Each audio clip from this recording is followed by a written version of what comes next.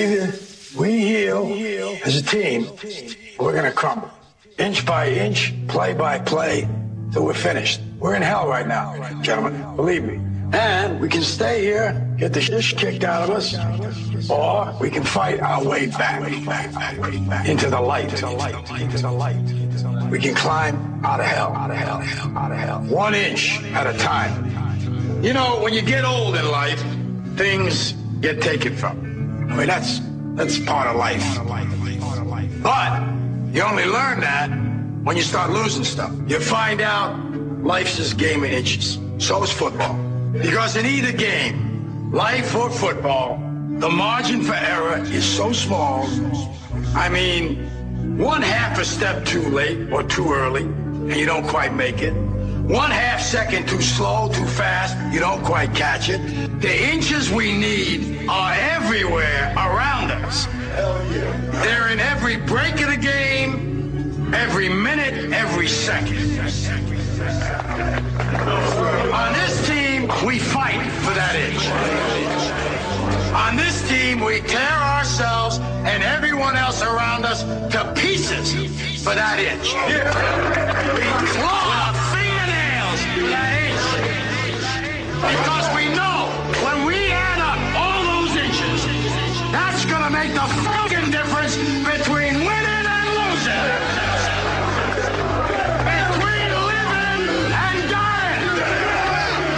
I'll tell you this, in any fight, it's the guy who's willing to die who's going to win that inch. And I know if I'm going to have any life anymore, it's because I'm still willing to fight and die for that inch. Because that's what living is. There's 6 inches in front of your face. Now, I can't make you do it. You got to look at the guy next to you. Look into his eyes. Now, I think you're going to see a guy who will go that inch with you. You're going to see a guy who will sacrifice himself for this team because he knows when it comes down to it, you're going to do the same for him. That's a team, gentlemen. And either we heal now as a team, or we will die as individuals. Ideas are bulletproof. Ladies and gentlemen, welcome to the show. It is Friday, January 20th, 2012. I'm your host, Popeye, from FederalJack.com, and this is another live edition of Down the Rabbit Hole. Tonight, coming up, second segment, I'm going to be bringing on my guest. He's going to be hanging out for about 35 to 45 minutes tonight. Got him for a little while. He came on, he agreed to come on last minute for me, last minute notice here. Hacker Winston Smith, you've heard him on my radio show here before. He will be coming on, and we're going to be discussing the SOPA and PIPA blackout, the protest against it over the past few days, and the takedown of Mega Upload and the response by Anonymous. Now, personally, I don't know if I can trust this response by Anonymous. This is my personal take on it, and I'm not saying that I'm not bashing Anonymous or anything. What I'm saying is I don't know if this is if it's all that it looks to be. Like if it's as simple as Anonymous just getting, striking back at them. It's a little too convenient for the timing. And I just, as I've said before, when it comes to Anonymous, and Winston has explained, he was even told by an insider at the last massive hacking conference they have out in Nevada. I forget what it's called. It goes on every year, DEF CON.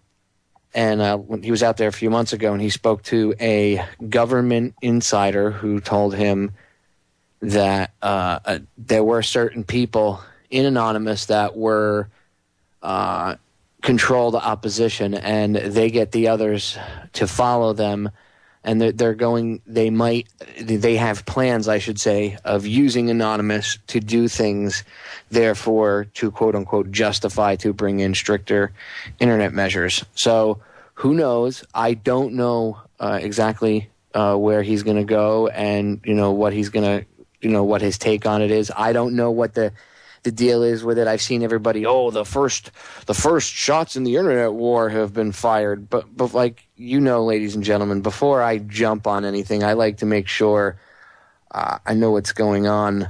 And I don't know if I can trust that everything is on the up and up. Not until I at least talk to Winston. Again, I didn't get a chance to really talk to him off air, so I don't know what his take on it or what he knows, from behind the scenes. So I haven't the foggiest about it, except from what I've seen through the media coverage of it, whether it be mainstream media or alternative media. But again, even if it is real, even if it is it really was anonymous, then they really, if you look at what they did, they didn't. The media makes it out, oh my God, they're taking on the DOJ. They took down their website. Yeah, they took down the DOJ's website so that you couldn't go to like DOJ.gov. Do you think that really affected the email of anybody in the Department of Justice? No, they have their own closed system.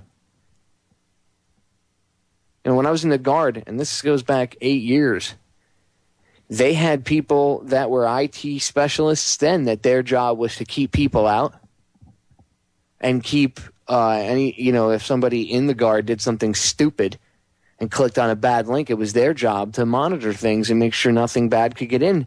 They monitored everything you did live time. And this was 8 years ago they could do this. So, I mean, think what they could do now. People need to step back and think a little clearer and realize what's going on. So anyway, what is SOPA, right? What exactly is SOPA for people that don't know?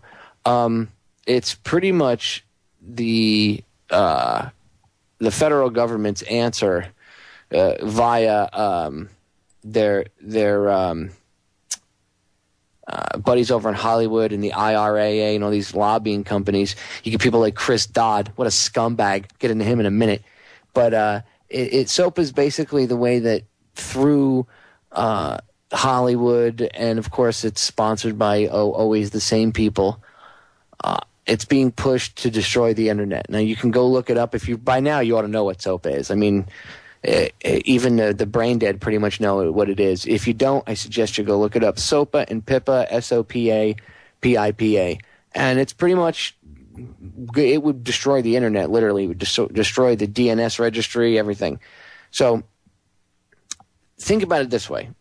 It's a bunch of old men. A lot of these congressmen and senators are old, right? It's a bunch of 65, 70-year-old guys determining the fate of the internet. And some of these guys can't even control the VCR or the DVD player now.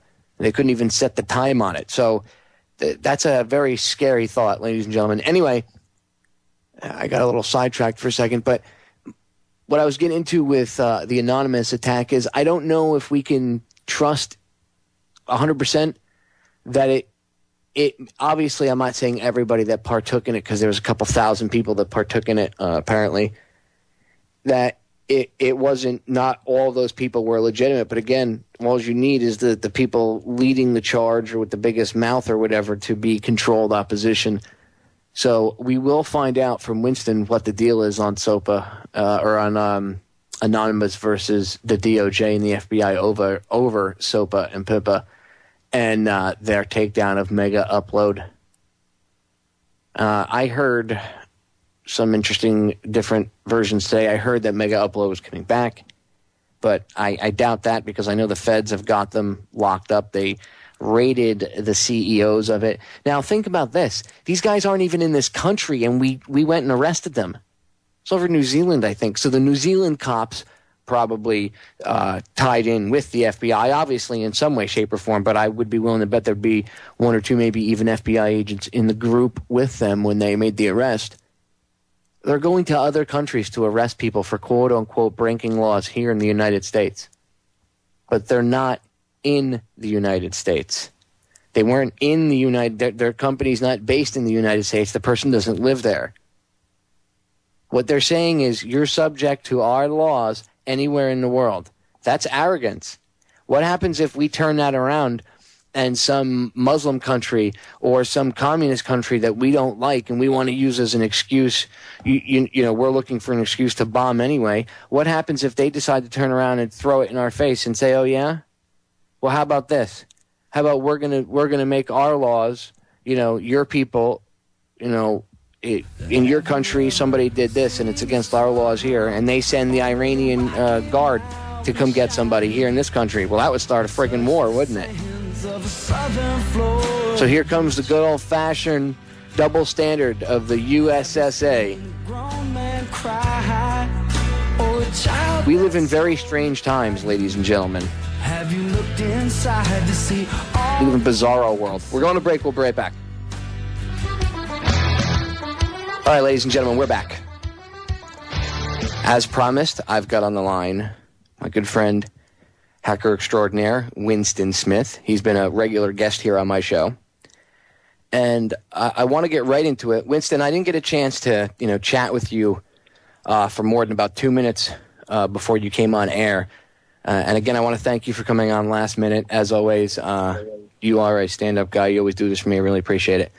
Let's get right into it. I don't know whether or not I trust this attack as a 100% genuine attack. So maybe I need a little convincing, and I'm sure there's other listeners out there that are kind of thinking the same thing. So what's the deal? Is it legitimate? Let's start there. Is this a legitimate attack by Anonymous as a response to the takedown of Mega Upload? It seems that it is. Mega Upload has been in use in a very popular file-sharing website for quite some time, and the recent Department of Justice actions against Mega Upload that really pissed off a lot of people, and the denial of service attacks are so they're so prevalent now. They're so easy to carry out that most people are starting to move. A lot of people are starting to adopt it as a method of civil protest, and that's basically what we're seeing here with the response to Mega Upload. Because what we have here, it isn't really just it really isn't just the Department of Justice raiding a copyright infringing website. The Department of Justice carried out arrests in multiple countries across the world. None of the people arrested were United States citizens.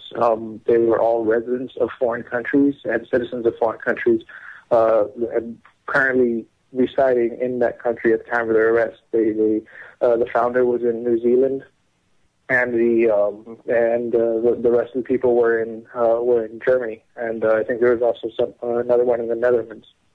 And the Department of Justice basically used the fact that they had they had a server in Virginia to as a cause for their jurisdiction to carry out these arrests. It's very similar to the arrest of when the Department of Justice and the DEA arrested Mark Emery out of Canada for selling marijuana seeds in Canada.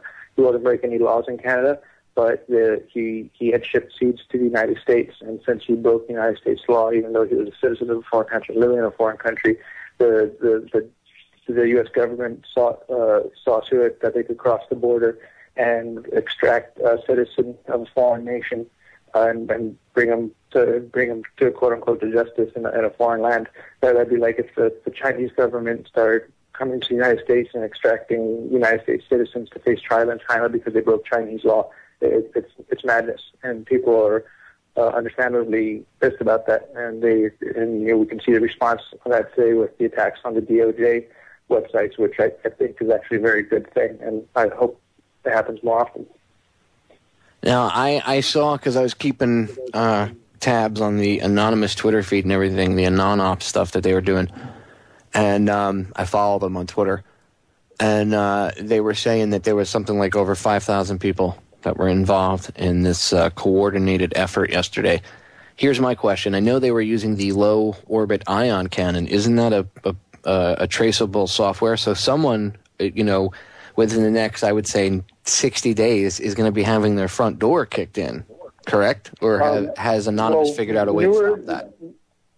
From newer versions of LOIC might have proxy support. I'm not sure of that. I haven't looked at a version of the software in the last little bit. The early version of the software definitely did not have proxy support. So if you run it from your home computer on your home IP address, that will show as the attacking IP address. And a lot of people end up getting a lot of kids end up getting rated over that for the PayPal and MasterCard attacks. And what we're going to see is probably more of that, because even if the new versions of the attack tools do offer proxy support, a lot of participants aren't sophisticated enough to know how to use VPNs or SOC 5 or anything like that. They just know how to download a program and point it to a target and attack.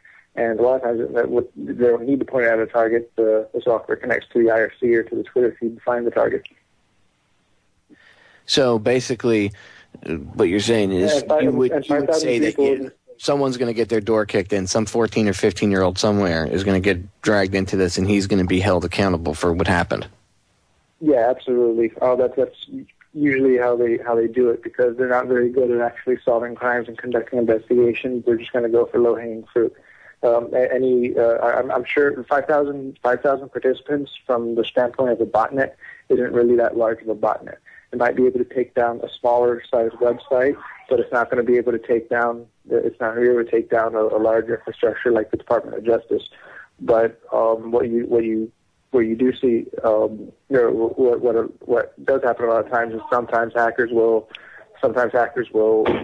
use botnets, and then they'll rent out botnets that are much larger in number and use that to carry out the attacks. And that's entirely possible. Anon has been known to make use of compromised web servers and botnets in their operation. So to have a handful, say 5,000 or so individuals participating in it, just acting as activist individuals, have another handful of individuals who are making use of botnets, and those are probably responsible for the majority of the takedowns.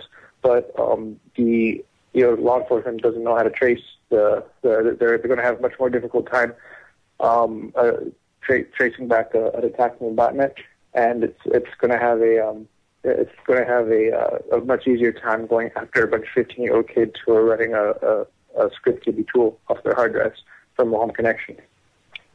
Yeah, the reason why I made the comment originally, because when I first saw it, I was like, well, it could be an actual response.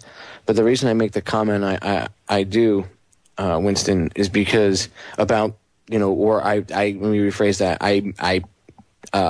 The reason I asked the question I did about whether it was legitimate was because of what I remember the conversation that we had off air, and then you testified about on air, how you were told pretty much that Anonymous was going to be, or at least their plans were to hijack Anonymous and try to use it to stage things.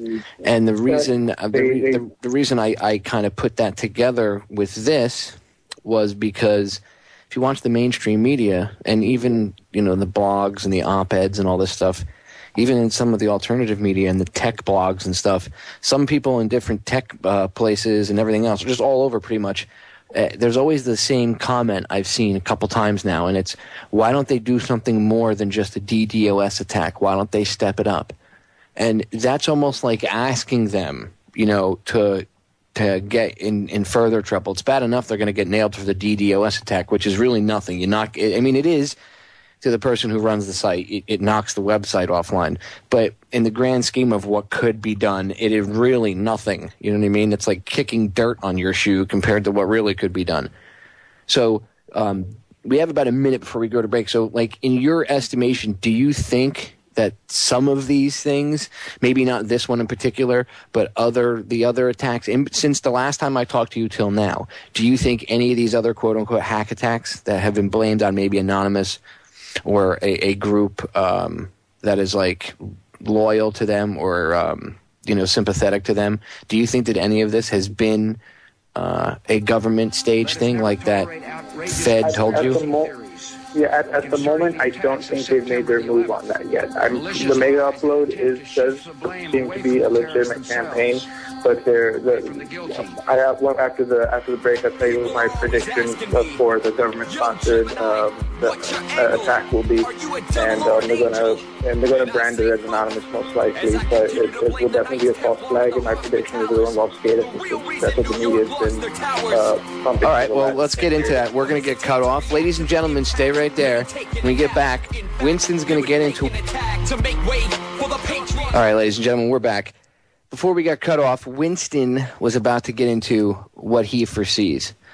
And this is something that him and I off-air have talked about multiple times, and other people have discussed it, but he's going to get a little more in-depth, and he's going to tell you what he foresees, and if it happens, then what to look for, and, who to be looking for, I should say, and who to be looking at. So, Winston, go ahead. The floor is yours, my friend. Everyone should, notice for the last 15 or so years, Hollywood's been pushing certain themes in all hacker-related films. As far back as 15 years ago in the movie Hackers from 1994, you've got that.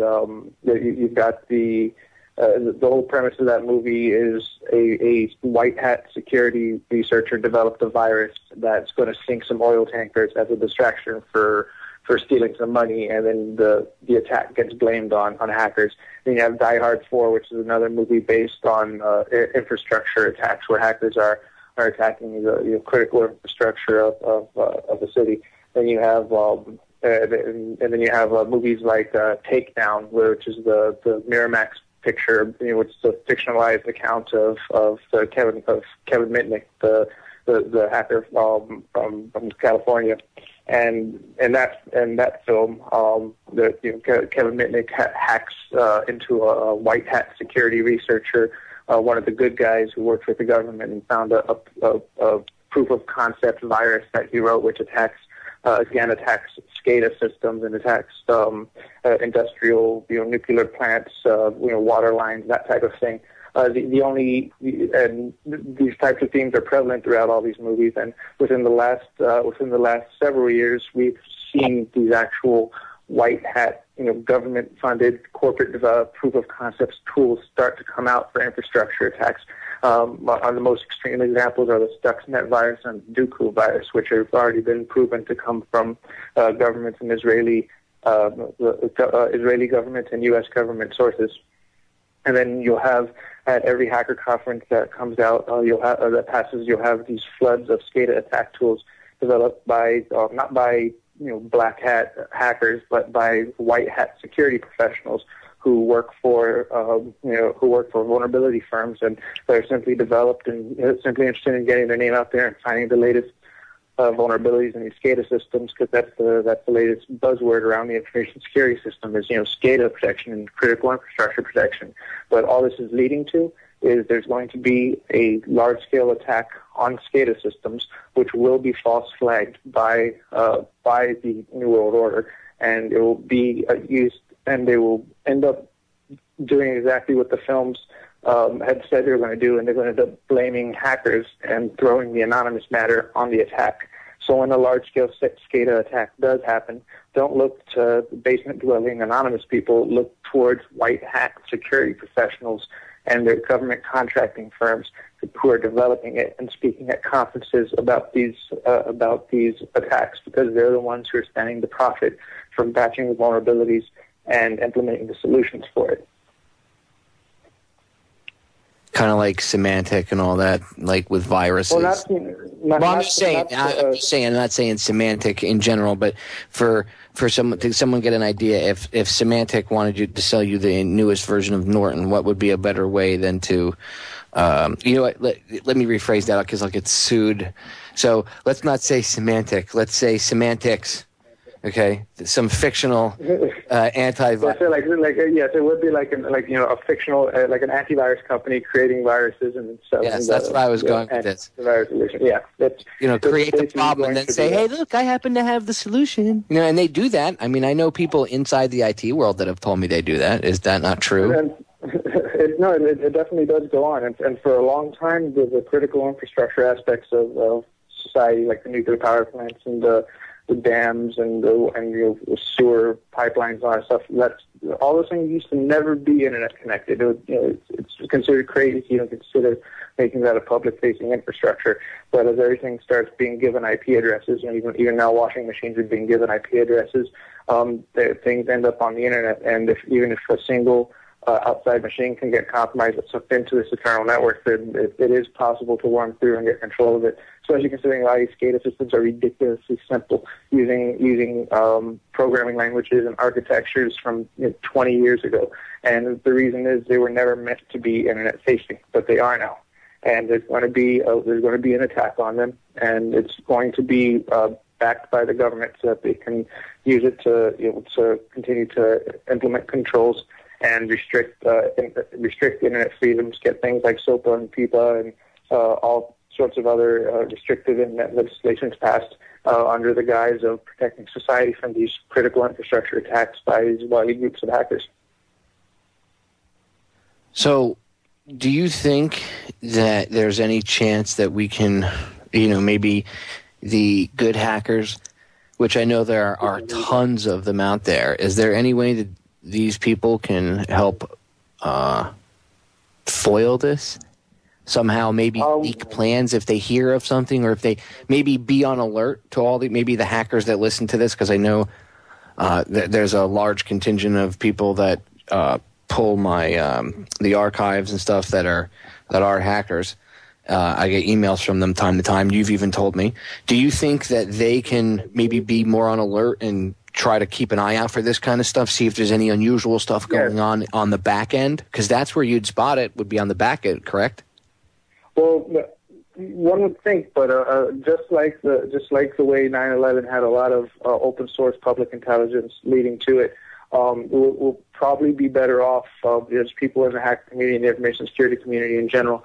They should really just follow the news and follow developments on SCADA vulnerabilities that are being released and discovered, and who's the one discovering them? What are they? What's the purpose of it? A lot of it is just legitimate researchers trying to make a name off of a hot topic, make a name for themselves off finding vulns in a system that's very popular to do right now. They can make a lot of money finding vulnerabilities and then getting contracts for the companies.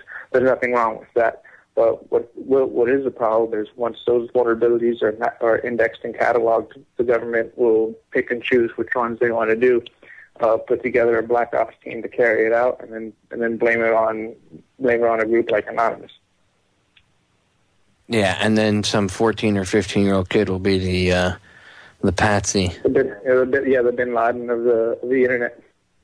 Yeah, and they'll make them go down in history as the bad guy, when in reality it's not. It's unbelievable what's going on. 10 years ago, if you had told me this kind of stuff was going to happen, I would tell you that you were, you've watched too many. You've watched The Matrix one too many times, perhaps. Yeah, it's the same thing like with the Lone Gunman TV show regarding 9/11. There are all sorts of Hollywood movies. Predictive programming is what you're referring to. Mm-hmm. Yeah, exactly. It's they'll have topics in films and mainstream media, and mainstream film movies and TV shows about things like the Twin Towers getting blown up or planes getting hijacked and crashed into them years before 9/11. And so basically they're all they're going off these war game scenarios that have been developed, and SCADA attacks are one of the most popular war game scenarios right now for the federal government. Yeah, and if you notice all the games like Call of Duty and all these other games, where's the battlefield? 10 years ago, it used to be in the Middle East or, one of these former Russian provinces, Uzbekistan or Kazakhstan or whatever little stand. Not anymore. Now all the battlefield, even if it goes on anywhere else in the world, a large portion of it goes on right here in the United States. So. Yeah, because once a large natural disaster or some kind of nuclear disaster, some kind of terrible catastrophe that takes place due to an attack on the SCADA infrastructure, then that's when the humanitarian aid troops will need to come out.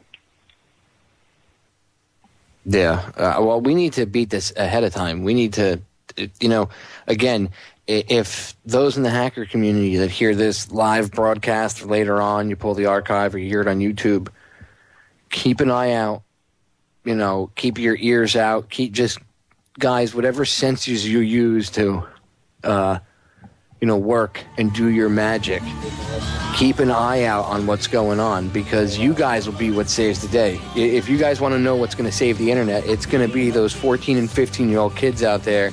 And, the older people, too, that do hacking and coding and everything else. It's going to be you people that help save the internet, okay? So keep your eyes open. Ladies and gentlemen, we're going to break. We'll be back. We got Winston for a few more minutes. We're going to say goodbye to him on the other side of this break. We'll be right back.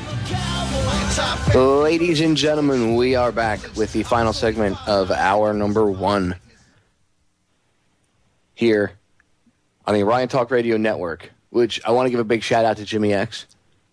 Thank you, buddy, for putting together this network and giving us the platform here to talk about whatever we want.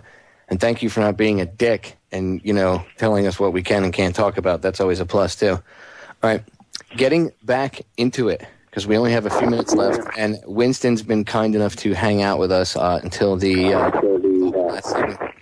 So, Winston, with everything that's going on, I have a few questions. With everything that's going on, have you seen anything that would indicate that we aren't as much trouble as I think we are when it comes to how close we are to losing the freedom of the free internet as we know it? Or have you seen anything to the contrary to say that maybe no, we do have a fighting chance? Yeah, we definitely have a fighting chance. I mean, today's actions against the DOJ in response to the Mega Upload takedown, it goes to show that there's still a very strong fighting spirit that among the freedom-loving peoples of the internet, and so when stuff when stuff like that happens, maybe it's not the most sophisticated attack, but it does show you that there was a response. It did, their actions wasn't met with stunned silence. There were repercussions. And I think that's a good thing. And obviously, you guys in the hacker community, I'm sure that you guys don't know exactly who did it, per se, everybody, but I'm sure there's been internet high fives going throughout the hacker community for the past few hours. So, do you think that you guys, when I say you guys, I mean the hacker community again, are going to be able to get like an internet 2, a backup up and running before they take, they screw up or take down the current one we have? Or do you think that the whole, and let me add this, if you're not even worried about that, do you think that this whole them taking the internet thing down is just a fear-based tool and that it can't possibly happen? They can definitely try to take over the commercial internet as we know it. It's all the major backbones are controlled through, eventually all the way through by large corporations, which are one and the same with the U.S. government. So your AT&Ts, your Comcasts, all that stuff can get they can tamper with that if they want. It's a pretty distributed infrastructure with a lot of moving parts, so it's very difficult to do it all in one swoop. That was what Obama wanted with the kill switch. That that was a hot debate, and but that doesn't exist yet. But if something like that were to get implemented, there are always alternatives. People could as the least resort. It'll go back to the old school dial-up BBS days where people were just using modems and straight up old analog phone lines to be able to dial up each other's computers, or you have TCP/IP over shortwave radio, which exists now, or has existed for a long time. It's just possible and very, very slow, but better than nothing. And there's even groups of hackers that are already getting together and working to launch their own satellites to provide an alternative internet. So that's going on too, and that's pretty exciting. Well, that's what we need. We need to, I don't want to get rid of the internet that we have now. It's a beautiful creature. It's wonderful how it operates. Unfortunately, they're going to try to kill it, so it's always good to have a plan B set up. Just so the listeners can hear it from the horse's mouth again, and to the, because there's a bunch of new listeners since the last time you were on. We got a few minutes. Could you go over again your run-in with the federal agent, I guess, or whatever it was, the federal government person, whatever you want to call them, that you talked to at DEF CON, and they explained to you when you got onto the topic of them hijacking Anonymous? Yeah, they definitely weren't federal agents. They were just douchebag contractors who had been targeted by okay. Well, government contractors then. That's who it was. Yeah, and one of them was the douchebag who leaked the Occupy Wall Street mailing list to the FBI, and was a retard about it and put all his own personal docs in the leak, so everyone knew who did it. Just a bunch of really like stupid, arrogant piece of shit defense contractors. And the snitches, basically, a bunch of snitches, and they're talking about how they want to definitely use they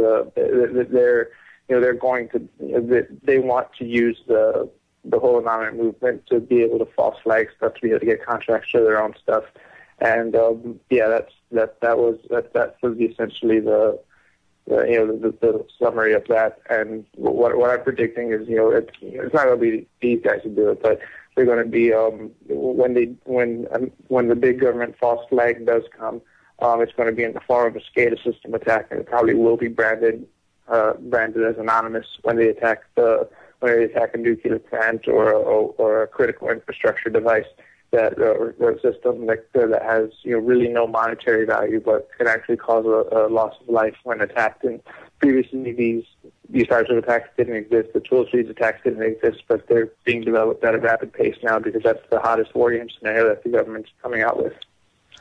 Really quick, Stuxnet, why is it so dangerous so that people understand? I understand why it's dangerous, but for the listeners that don't quite understand computers or viruses or anything like that, why is Stuxnet so dangerous? We know that it was created by Israel with the help of the United States and tested by both governments.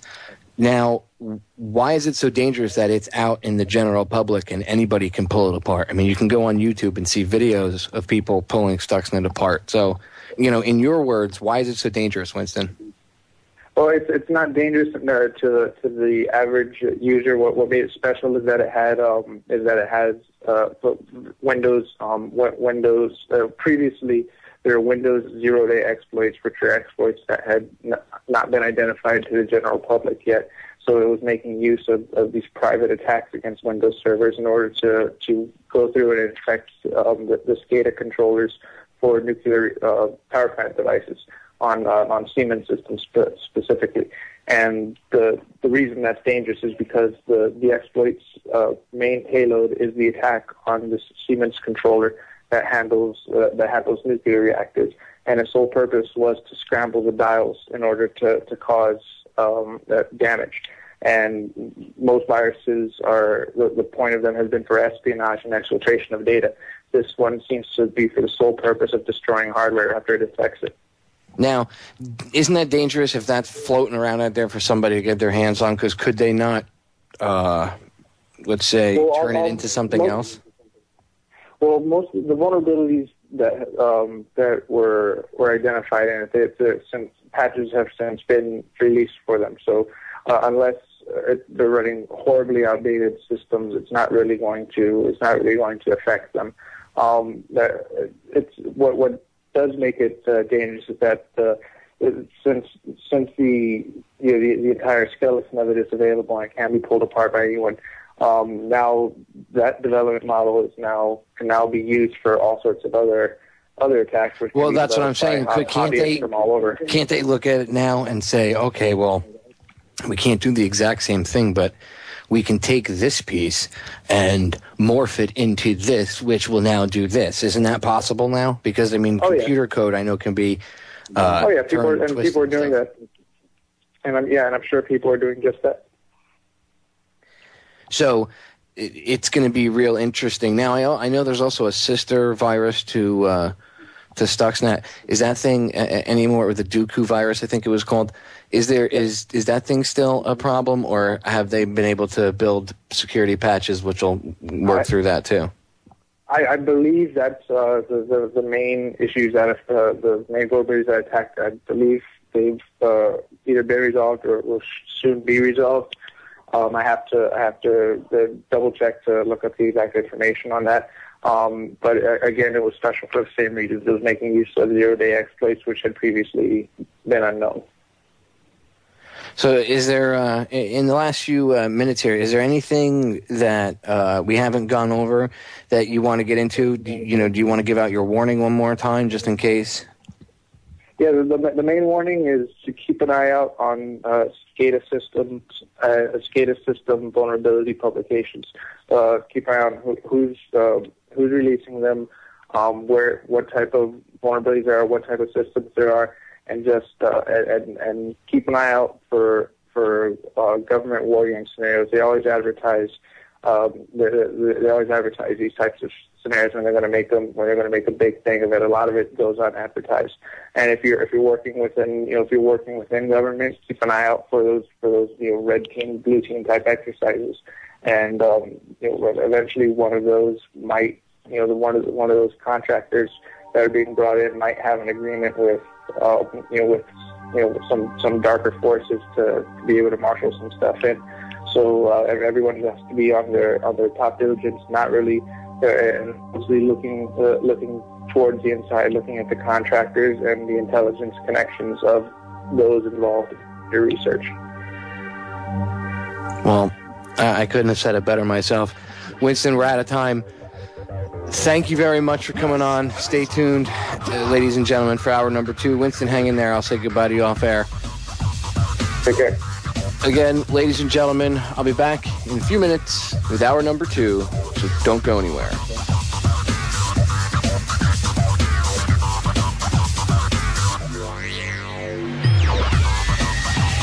Ladies and gentlemen, we are back with hour number 2 of Down the Rabbit Hole.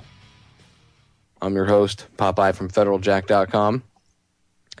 And during a break, I was chatting with Jimmy X for a brief minute, and he had given me some information that I thought you guys might find interesting. Comcast was in a legal battle with Mega Upload over their bandwidth usage because they were trying to regulate how much bandwidth people could use, and it was Mega Upload that they were in this legal battle with, and Comcast supports SOPA, so it makes one wonder if Comcast had anything to do with pushing the government in some way, shape, or form to,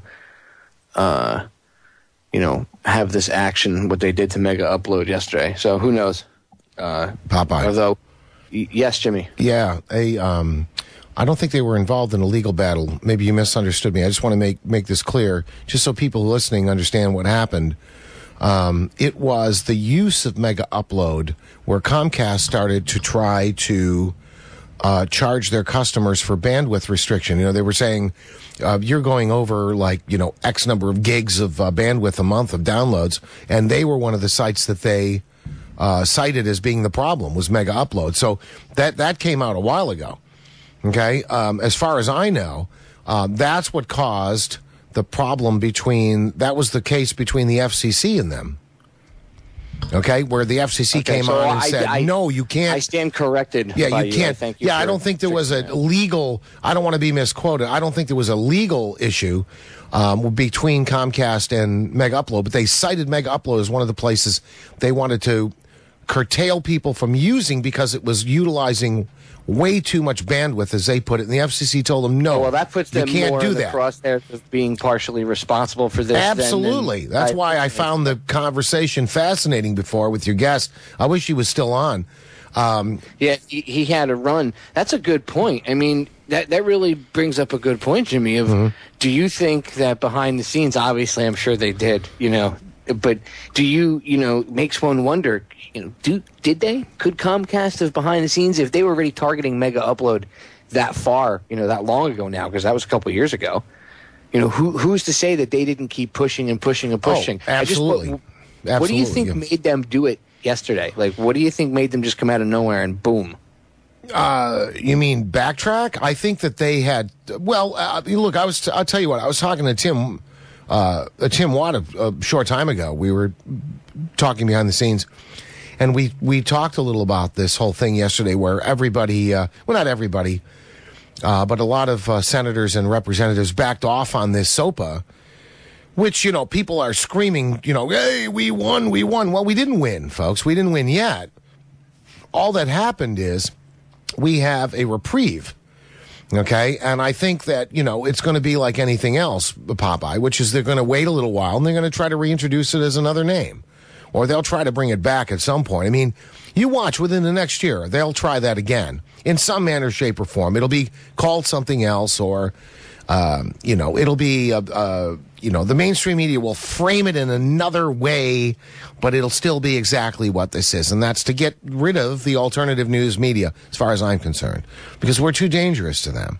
We're too dangerous. Or they'll stick it in the back of another bill. Yeah, sure they will. Sure there'll be a bill about, funding, new toilets in the Capitol. Right. And, at $2,000 a piece. Yeah, at $2,000 a piece. And then the last page of the bill will be, and as an addendum to the bill, blah, blah, blah, blah, blah, blah, blah, blah. And there goes the internet. Exactly. Because they're not through. I mean, it's like anything else. Come on, Popeye. We know how this works. I've talked about this plenty of times on my show on Radio X, and I've heard other people say it. They put something out there and they test the water. Sometimes we're just not ready for it, and people go, what? That's ridiculous. And they go, okay. And then they back off. And, I mean, look at hate crime legislation. 5 years ago, nobody would have allowed that. 5-6 years ago, right? Nobody would have said, that's ridiculous. And now, how many states have it in because they just go like, well, I guess they make some good points. Give them enough time, they'll pass it. So anyway, look, I wanted to just point that out because I was listening, and I know that Comcast had a problem with Mega Upload as one of the sites that they were complaining about that people were utilizing because it was using bandwidth. And, listen, you don't think for a minute Comcast doesn't want to be able to charge you by the megabyte, right? If they could get away with it, they would charge you by the megabyte, folks. They're part of the New World Order. Of course they are. They're the largest internet service provider in the country. Yeah, they want to be able to throttle back people's internet at will. Mm-hmm. No, can you imagine that? You're using too much bandwidth, but I pay for it. It doesn't matter. You're being a bandwidth hog. It's the internet. Technically, it's infinite space. They try to sell people on this. Well, we're running out of room on the internet. No, you're not. You're not running out of room. And I have to ask this question because I've proposed this to people I know just in general conversation when we've spoken about it. Really, how much does it really cost, Popeye, to provide, what, a couple of hundred megs of bandwidth? Come on. How much does it really cost? What do you think it really costs in 2012? With the infrastructure that we have now, do you really think? No. Right? I mean, it's the same as the BS with your cell phone. How is it that your cell phone costs $80 a freaking month? Why are they? Do you see what they're doing now too with charging people? What is it? 300 megs? They're charging people $20 or $30 a month depending on your plan. 300 megs? Are you kidding? Come on, man. You know damn well that doesn't cost $30 a freaking month. But this is how they're keeping us under control. And, and people are, to me, constantly saying, well, this is the next great thing. We're going to be able to do this on our phone and that on our phone. Well, I'll tell you what, not at $30 for 300 megs, and then they're going to sock you and bend you over for every meg you go over, right? Once we start limiting it, man, it's all over. And I'll tell you what, I know somebody who lives in Australia, and we've talked about it. They get X number of gigs a month. Once they go over that, they're shaped. They get a couple of thousand K, and they have to deal with that for the rest of the month till the billing cycle starts over. I'm assuming that that's what the companies would prefer to do here too, right? But you got to be able to control what you like, the amount of time that you use. And remember, on a cell phone for the internet, Jimmy, a lot of things eat up internet other than you just going on the internet and maybe using Google search. If you use Twitter, that's internet usage. You use Facebook, MySpace, whatever social network. If you use any of these apps that have access to the internet, that's internet usage time. Of course. Look, if the companies could get away with it, they would make it even harder. This would be more expensive. I'll tell you, here at the network at the, at our home base here, right, in an undisclosed location in New York State, I don't want to say, never mind, Popeye. Anyway, we have business class, and it costs $80 a month, something like that, We're supposedly not shared with anybody else. We don't have any asymmetric lines. In other words, if we want it, we get it, and if anybody else wants it, they don't get it from us, which is not the way cable works. You know that, right? If you're on a node with cable, it's shared. So if you need it, it's taken from people who aren't using it, and if they need it, it's taken from you if you're not using it. If everybody's using it at the same time, everybody has a hard time getting on. So, look, these little tactics that they pull and the price that they charge are out of line. Okay? Completely out of line. DSL sucks. It absolutely is one of the worst. It's only one minor step up from dial-up, right? And people are paying $40 a month for it. Dude, I have friends with DSL, and they're like, it's great. I'm like, dude. No, it isn't. Take the DSL out to the woodshed and shoot it. No, it isn't. Do it to DSL. It's a maximum of 1 meg download. And what do you get up from it? What, 250K? Oh, oofa. My cell phone gets more than I know. 2 Dixie cups and yarn will rival it.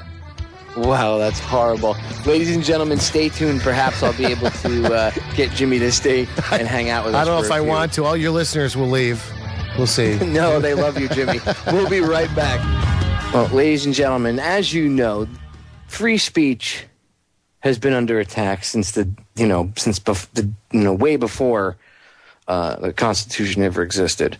But with the invention of the internet and the twisting of its use, instead of it just tracking us, we've turned around and used their own creation against them, these social engineering douchebags. They're really scared of the alternative media, which has sprung out of this. And it's destroying mainstream media. Newsprint, gone. Old-fashioned AM talk radio, unless they're trying to keep up with the same conversations we're having, gone. FM, regular terrestrial radio has been history for a long time, okay? And the only thing, there's a couple satellite stations that have talk, but not many people offer, talk shows about what the alternative media discusses, the things that everybody likes to ignore. And that's why websites, blogs, and alternative networks like Orion, RBN, and all these other ones, they're blossoming, and they have tons and tons of hits, specifically because we talk about things that nobody else wants to talk about. We discuss stuff that people might think is taboo. Now, before we went to break, Jimmy and I were discussing radio and the death of free speech and everything, and Jimmy had mentioned earlier in our conversation Tim Watts, who is, by the way, a host here now. Tim has joined the Orion family, and him and Tim were having a conversation. And luckily, Tim was available, and during the break, agreed to come on and hang out for a little while and discuss this topic of the internet getting that sneaky little. Oh, hi, Tim. I looked at my clock wrong. I was thinking Popeye was off. I thought, okay, we're going to roll up Popeye. No, you know what the problem is? The big problem with internet radio and alternative radio is nobody knows what time zone it is. That's the problem. Yeah, I got to get one of those airport clocks on my wall up there with Popeye time. We need time. No, we just need Orion Talk Radio time, and then whatever other network time. You know how they have it in the airport, where it'll say London, Paris, whatever. That's what you have. You have Orion and whatever other networks, and you can see what time it is, and that way you know. Popeye, let me just make a comment. Tim, I'm glad you're on, actually, because you can either agree or disagree with me, and this will be interesting. I don't share your pessimism that over-the-air radio is dead yet. I've always been of the mindset that if you put something there that somebody wants to listen to, they'll find it. I've heard for a long time now that AM's dead, and the FCC has allowed AM to kind of wane. But at the same time, I mean, we prove it here time and time again here in the Buffalo area. We have only one sports station. It's on AM. It's a crappy signal at night that doesn't go very far east. Once they change pattern, they don't go east. But people listen to it in droves, and it's not bad when you consider that, they broadcast all of our hockey games. So people tune in, okay? And when the Buffalo Sabres actually manage to get past game one of the playoffs, their numbers go through the roof. So, I don't care whether you're on AM, FM, wherever you are. If you have a product that people are willing to listen to, they will listen to it. Okay? So I don't think over-the-air radio is dead. So I don't share your pessimism there on that. I think that, it's certainly not what it used to be, but we also have a problem, too, nowadays. And, Tim, I think you'll have to agree with this. Young people don't use the radio the way we did when we were young because they have too many other things to do. They don't need to use radio the way we do. So it sort of takes a back seat. I guess I could put it that way. Because they're too busy using the internet. I mean, they're using the internet and they're using their, Did you see the video on Al Jazeera, Jimmy, where they took a bunch of young kids and they showed them like videotapes and like not even stuff as all as reel to reel, but just like cassette tapes and stuff. They had no idea what a tape was. The fact is, I have no concept of it. No, I know. Listen, look, I went through it. I mean, I have hundreds and hundreds of LPs, and I have hundreds and hundreds and hundreds more of 45s, and I've got 78s, and I've got all sorts of pressings. And it's funny because when the kids were young, vinyl was already gone, although now it's made a comeback, and it's kind of an interesting how things turn around. You have college kids now that think vinyl's cool, and they bought record players, and they sell them on the internet.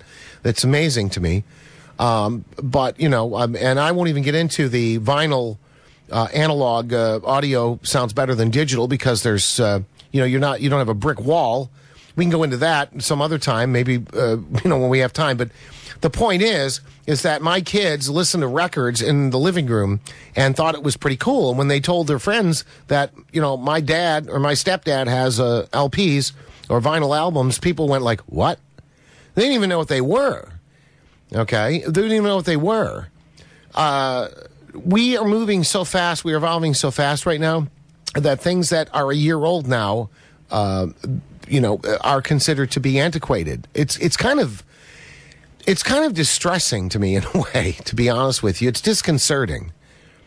As soon as the new computer comes out and the day it goes on sale, it's already, I don't want to say antiquated, but what do they call that?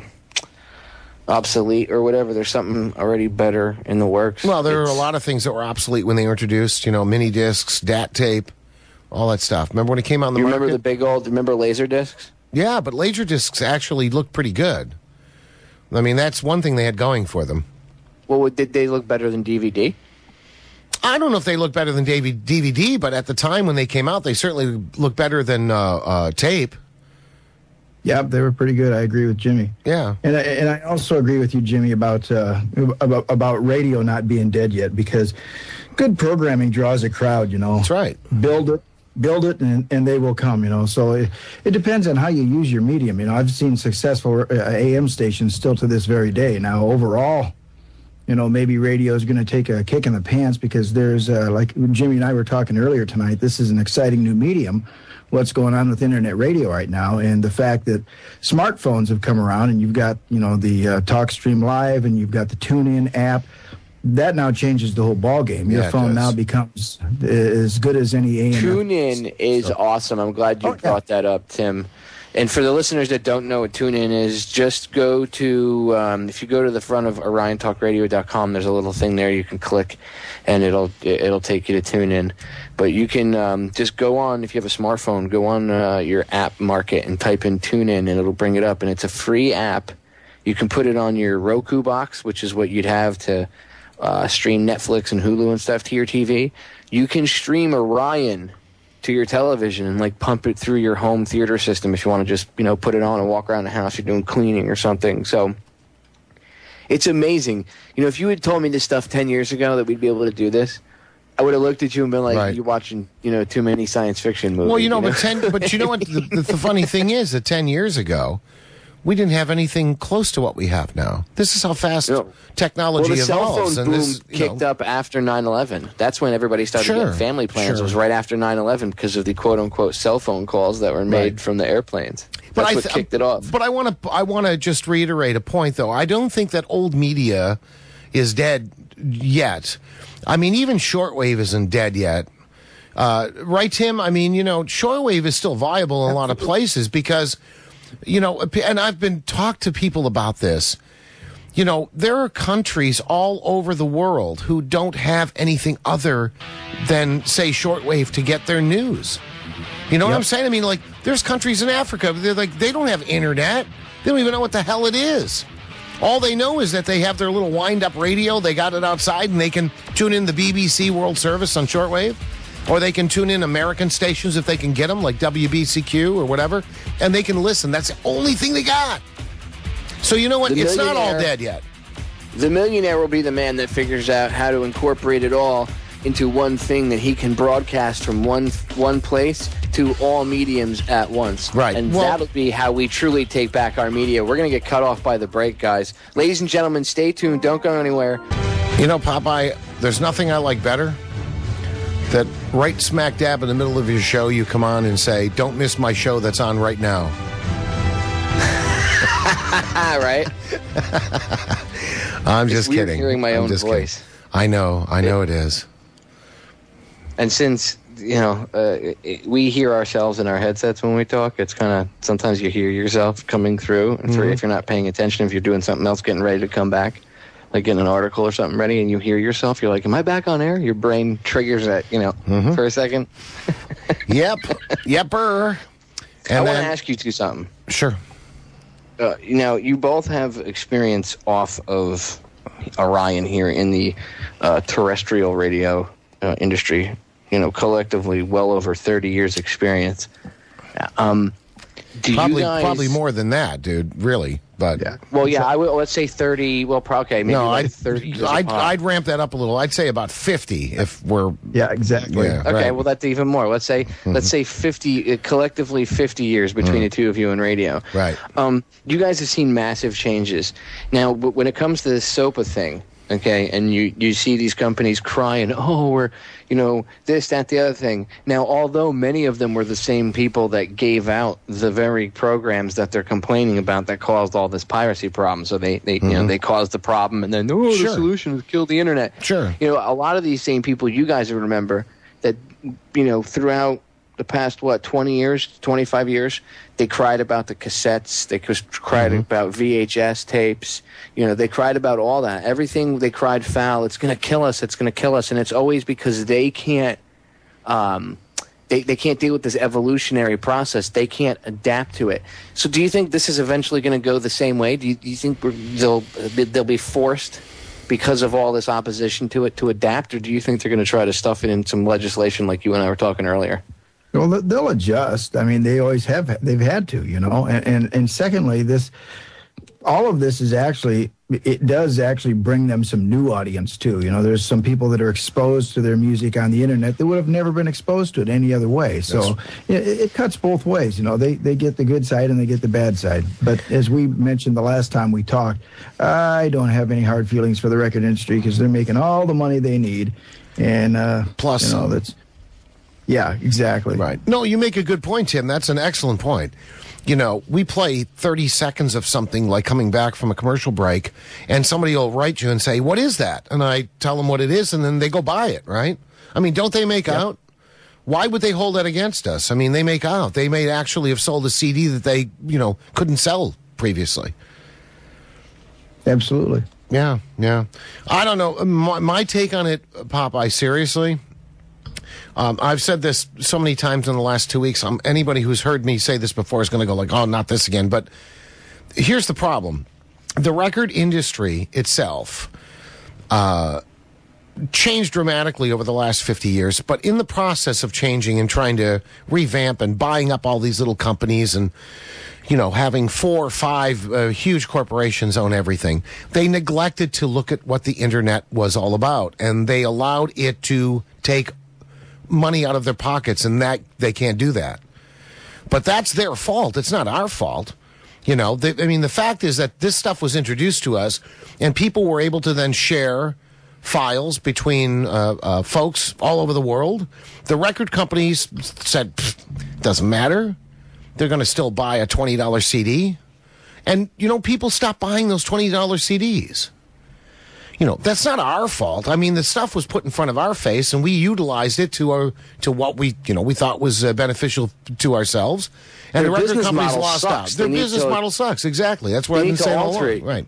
You put out a CD with 20 songs on it, and 2 or 3 of the songs are okay, or we'll say are good, like your hits, and the rest of them, And but maybe. Well, but even that is. But Popeye, seriously, even that is subjective. Good is subjective. Bad is subjective. Look, I have CDs and I love every tune on the album, and I have friends who love the same band but say the only song I like off there is this. Even if we put that aside, the point is that they decided that their model of putting out a CD, spending all this money on distribution and having to charge you $20 for something, it was going to, I guess, last forever. And guess what? It didn't. It didn't. Well, look what happened with Napster. They were forced to, because of that, instead of banning file sharing, which I know they wanted to and they tried, but instead of that happening, what came out of that? Eventually, they were forced to deal with the fact that, because it's almost like we go through this, it's like an evolutionary process that we go through where it's first they try the banning, it never works, and then they have to kind of acquiesce and evolve. And then they end up making millions upon millions of dollars through their evolution. And then it's all well and good and everybody's hunky-dory and blowing each other. But, the beginning of that process it's damn near impossible. Like I said, remember the VHS tape? Yeah. Oh, it's going to end the movie industry. And, of course, you meant blowing in the nicest of non-sexual terms. But, yes, I remember that. I recall that. The VHS didn't look, okay, there's a whole difference, though, too, between analog and digital. Copying something digitally makes flawless masters. They're not even copies, they're masters. If you have decent equipment, right, Tim? I mean, you make masters. Okay, oh, absolutely. You could never do that with analog equipment. I mean, the hoopla over cassette tapes. Yeah, there were Maxell and TDK tapes that sounded pretty freaking good, but they were never the same quality as what you took originally. I don't care what you did with them. And if you copied them to another tape, if you dubbed it, you lost 3 dB of music quality and you gained 3 dB of noise. Okay, these were never, and they were worried about that, but then they let the digital sharing slip through their fingers. Apparently, they didn't notice that maybe they could use the internet to help sell their product, and they didn't do it. So, screw them. Your bad business model is not my problem. Okay, in fact, I heard NPR this morning on the way to work. I'm listening to the NPR station here. And they were talking about Katy Perry being the most popular person, I can't even imagine. I mean, she's kind of nice to look at, but I can't listen to her. What do you mean, like internet download? No. I mean, like radio station play. Apparently, her music has been the most popular of the last year. I can't imagine. There's something wrong with the youth, which is another story. But anyway, well, that's not that. But see, that's not what that's based on. If you understand Katy Perry's music, and you understand what Katy Perry is, she's just another in a long line of Project Monarch. Little robots. Well, so that's why of course. But the thing how is, it works. The station manager gets told this is what you have to play. Well, of course, but we know that, and that's again, we could talk about this subject for 12 hours straight. Of course, they get told because corporate and wherever they are, Vegas, Philly, wherever they are, Texas, they tell all their stations, guess what? We're going to play the new Katy Perry record, and you're going to play it, twice an hour, and then the stations play it, and guess what? All the 13-year-old girls go, "Oh, Katy Perry, this is great, I love it." But the point of the story was today on NPR was that they wanted to find out really how much money the record companies made. I thought it was actually an interesting story. So they went to Capitol Records in New York, which is owned by EMI, by the way, in England. And the people there were willing to talk to NPR for the story, but they wouldn't give them any specifics. So really, after 5 minutes of listening to the story, I had no idea what all I know is that it cost them something like $4 million to produce her last album. So, maybe that's where the place to start when you take a look at it. It cost $4 million to produce Katy Perry's album. So that means you got to make $4 million back plus, right, for your profit. Maybe you're doing it wrong. So, again, it's not our fault. I don't understand why it cost them $4 million when you have... It cost them... A lot of times... Dude, seriously? A lot of times they're using auto-tunes and stuff. Like, what are they doing that costs that much money, dude? When you get somebody $1.2 million $2,000 setup and they can produce something way better. Dude, you know what I'm saying? I understand, but it cost them $1.2 million just to have the freaking band show up. Just to have the band show up to play on the record. There were like 10 cuts. It cost them $1.2 million. It was $100,000 per tune for the band to show up. Maybe that's the problem. Whose band is that? I don't know. Whoever the band was, her backup. Whoever the musicians are that they hired to for her backup, dude. That's all I'm saying is $1.2 million just for the band. Well, again, horrible business model. That's what I'm saying. It's not my fault you suck. You know what I'm saying? It's not my fault. Yeah, eventually evolution will take its course and somebody, Oh, I hope so. Somebody figure out a way. So do I. Well, that's what's happening. It's already been figured out, and they just don't want to evolve. Ladies and gentlemen, stay tuned. We'll be right back. 3 minutes. Don't go anywhere.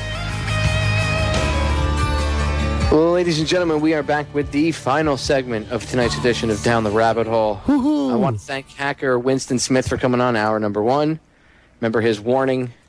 I will put it up in a short clip. I'm going to cut it up and put it up on YouTube for you guys to pass it around and make viral. Remember his warning. If there's an attack on a SCADA system and they say, oh, this, that, the other thing, he said, be aware. They're going to probably try to, in his view, they're going to try to pull some false flag crap off. So, keep your eyes out. All right. I also want to thank Jimmy X and Tim Watts for coming on and hanging out. Oh, you don't have to thank me, Popeye.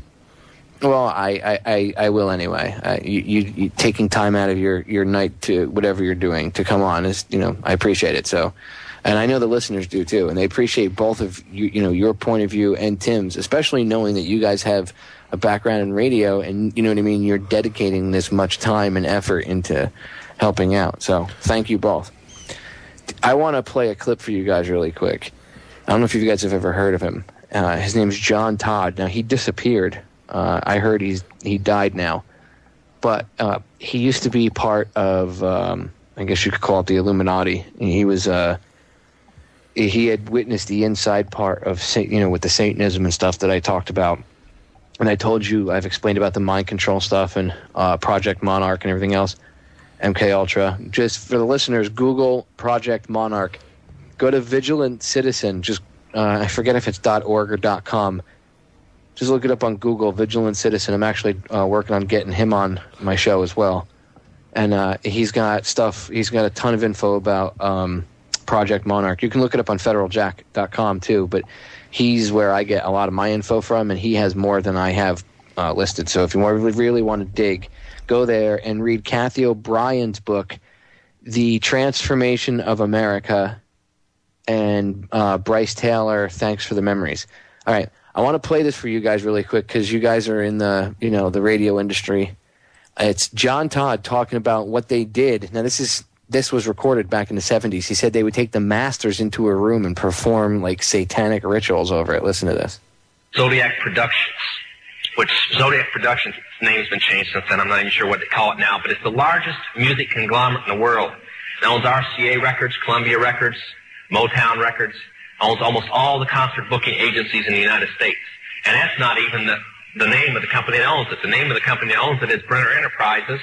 And Brenner Enterprises is owned by Chase Manhattan. Chase Manhattan's owned by Standard Oil, and Standard Oil is owned by the Lords of London. You can track it all back. You kind of get the idea after a while.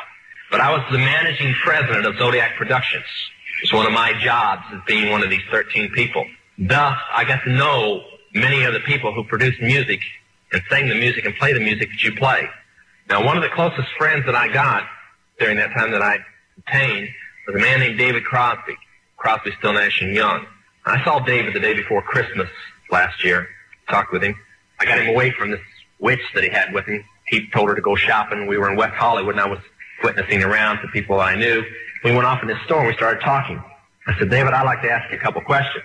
I said, I already know the answers, but I've been gone for 5 years. I'd like to know if certain things are still the way they were when I left. I said, now I'll have to explain some of this when I'm done, because you're not going to understand it all unless you know something about music. I said, do they still take the master to the temple room? Dave said, yeah. I said, do they still have the coven conjure demons into the master? He said, of course. I said, now, I got to know something. What's the main reason for rock music? He said, come on, Lance, you know what the reason is. I said, please, David, I don't want to guess. Tell me what the main reason is. He says, the same as when you were in, so that we can play spells on people that we couldn't cast spells upon. I'll explain what that means in a minute. I said, okay, one last thing. I've been hearing that you must be an initiated witch now to get a record contract. He said, that's right. He says, many of us that weren't total witches have to be witches now in order to produce music. I said, thank you. The master is a tape about as big as the top of this podium that looks like an overgrown 8-track that the album is cut on and is placed in a machine that produces and presses the records and the 8-tracks and cassettes that you buy. After it's been recorded, it's taken in. This is why a master's cut months in advance before it's released. On the full moon, it's taken in to a temple room about the size of this auditorium that is in every one of the major music companies, behind locked doors up in the executive offices. And it's placed on an altar sitting in the north of the room and a pentagram engraved in the floor. And 13 hand-chosen witches and wizards and a coven come in and conjure a principality or a power up, usually Regia or something like that, and order him to tell the demons under him to follow every record and every tape coming off of that master. As I tell many Christian parents, you can go home and count your kids' records, probably yours too, and count how many demons at least are there. If that's too hard for you to believe, I'm sorry. That's why they do it. Now listen to me. This is why rock music's addicting. Have you ever seen kids that got rid of their music? They go around like this. They can't wait to find a rock station somewhere, and they sneak off just like getting a cigarette or a fix, because it's addicting. That's why they can't give it up. The rest of the conversation was this. You can't cast a spell on a Christian, but you can get a Christian to cast a spell on themselves. If you give the permission for the spell to work, being a Christian won't block it. And rock music is not just a song. It is supernatural. Well, and it gets into how he says they used rock music for supernatural stuff. And you can look up the whole thing. It's called Demons Behind the Music Industry. But I just thought you guys would find that interesting, being in the radio industry, and you see how catchy music is and everything else. You know, what do you guys think of that? This guy was an insider, you know. Well, despite what he said, I still don't like David Crosby, so I don't know. Well, there you go. He said Crosby was, you know. Well, I don't know. I mean, I got to be honest with you. I don't know, Tim. I find that somewhat hard to believe. I mean, casting a spell, even if they did this satanic ritual on every LP, you know, I mean, explain Styx. Well, I'm not saying, yeah, I know. I'm not saying it works. It's very funny, Jimmy. I'm not saying it works. I'm just saying you have to remember, it's not what you believe, it's what they believe. So who the hell knows? You know what I mean? Well, no. I'm not. I understand. I mean, you know, you don't think that Mr. Roboto, they put a spell on to try to get us to like? You know, that's one of the worst tunes. That's like the top 10 worst tunes ever recorded. So I don't know. I mean, the past 10 years sucks. Everything that's been out, especially the past 5, ugh, horrible. Yeah, I got to tell you, that's the first time that I've heard that before, you know, and I try to have an open mind for everything in life, and because I guess when you discount stuff out of hand, that's when you start to miss stuff, but that kind of takes me aback. But that said, I've always said that music is a language that people don't understand, and I mean that literally. It's a language that reaches people deep inside, and God only knows why you start tapping your toe to something, and because it's got a rhythmic beat, but there's something underneath about music that we don't really fully grasp, and it's true. Through the ages, there have been hidden messages inside records. I've often chalk that up to just novelty, to sell a record, Paul is dead, or stuff like that. Well, there is a deeper, darker end to it, and a lot of these people are Satanists, hardcore, like human sacrificing type stuff. I know that's a lot of that. It's a lot to take in, but I'll give you all that stuff off air. It'll blow your mind. It'll take you hours to get into. But I just thought it'd be interesting. But speaking of subliminals, we only have a few minutes left. You brought up something interesting about how in the new digital music when I was talking about this, how they can totally just hide stuff in there now. You'll never know it, in the layers of the music because it's all digitally created now. Yeah, the S-Quad system. Oh, yeah, right. No, I know. Yeah, I wasn't sure who you were talking to, but yes. Well, either one of you. Yeah, Tim was talking. I know Tim. Oh, Tim must have mentioned it. I didn't hear it. Right. Yeah. Mm-hmm. Mm-hmm. Yeah. Well, they used to do it in movie theaters. Well, I know how easy it was for them to do back then. I can only imagine with, like I said, everything that's created digitally, they can just pop it in with these layers and boom, man. That's kind of creepy, don't you think? Well, I think the whole notion of subliminal messaging is creepy, but they tried it years ago, and they did it for a while, right?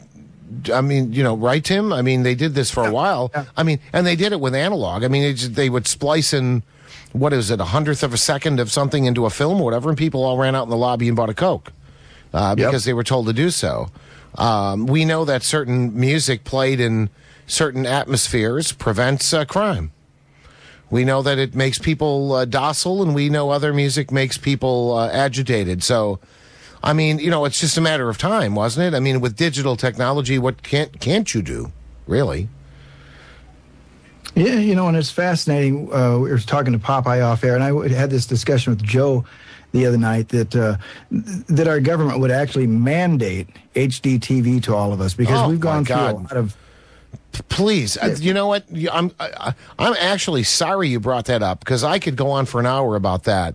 That was one of the most poorly handled things that this country has ever done was digital television.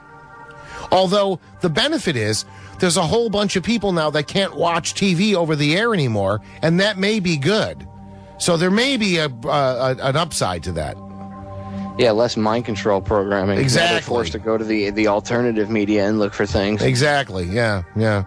Well, guys, we're out of time. Thank you for coming on and hanging out, giving your unique perspectives on things, being that you are both in the radio industry.